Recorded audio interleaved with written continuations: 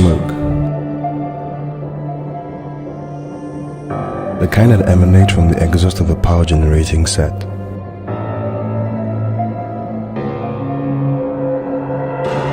Generators, as they're popularly called, contain high levels of carbon monoxide, a poisonous gas you cannot see or smell.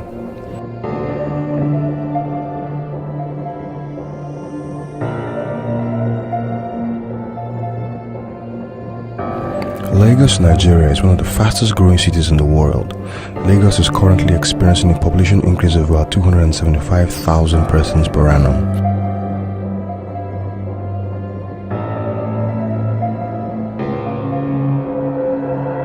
In 1999, the United Nations predicted that the city's metropolitan area, which had only about 290,000 in 1950, would exceed 20 million by 2010.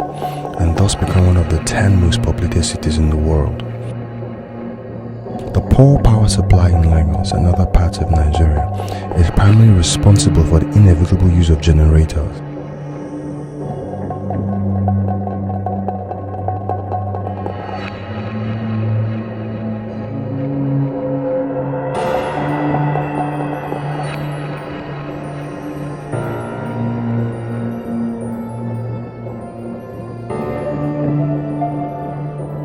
The adverse effect of this is global warming, brought about by the severe emission of carbon monoxide.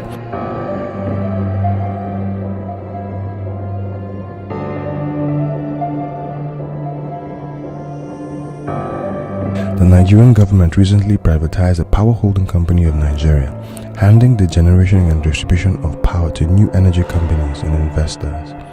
An overall improvement is yet to be seen. This, however, has not stopped the import and widespread sale of power generating sets in the country.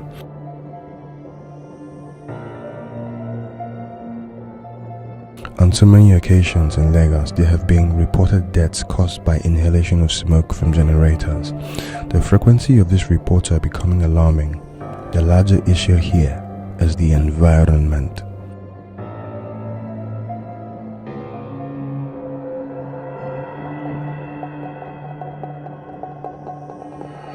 Carbon monoxide affects the environment in several ways.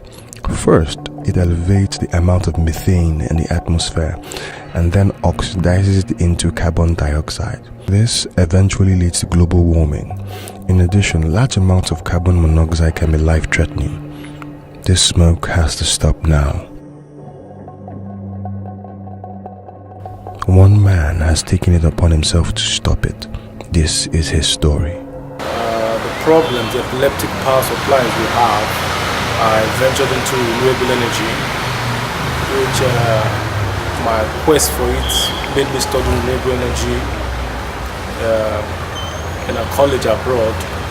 There I learned how to go about installing wind turbines, solar systems, solar thermal, and also heating of pools.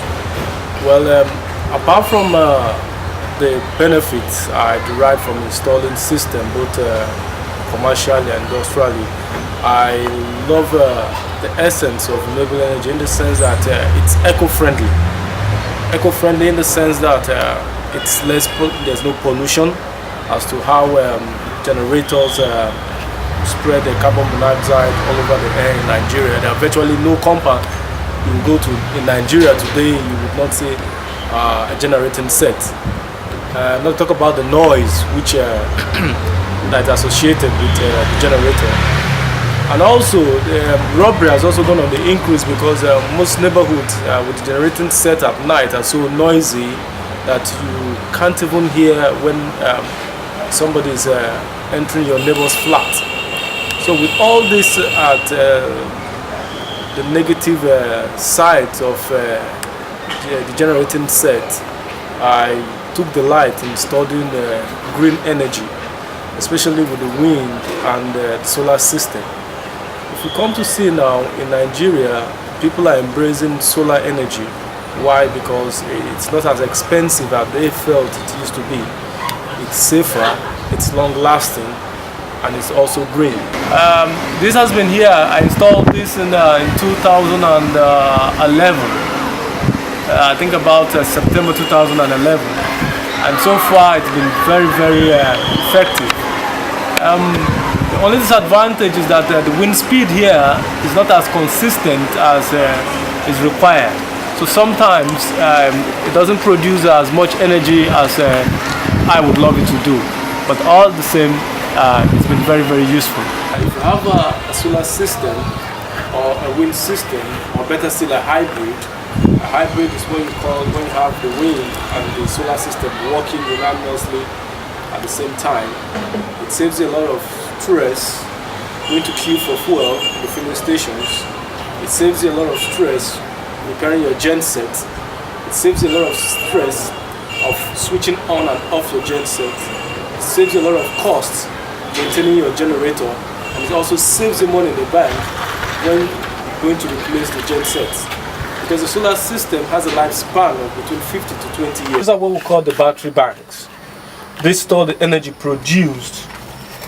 When they are stored, then whenever we need electricity, the battery bank is what we use for storage. After the battery bank, we move into the inverter. This is a 3 kVA inverter. That's about 2,700 watts. This inverter, what it does is it inverts the DC to AC, which we need in the house to run our television sets, our radios, our fans, our refrigerator. That's what it does. Then, apart from the inverter, we have what we call the charge controller. What the charge controller basically does, it regulates the current from the solar modules up on the roof into the batteries. When the batteries are filled to the charging peak, about 26 volts, it helps to cut off the excess current coming in, whereby it starts to float so that it doesn't destroy the battery. That's basically what the charge controller does. And this charge controller helps us to know the temperature, the amperage coming in from the modules, the load, and the amp hour.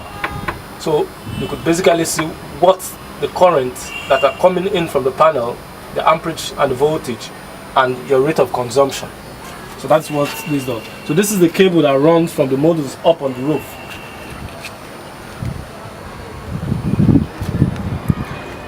I've been running on my solar system, and my wind turbine has been working for me. So I'm not really bothered if there are no NEPA supply, electricity supply in the vicinity or not. So that is why I encourage all to practice green energy for safety, for the earth, and for mankind.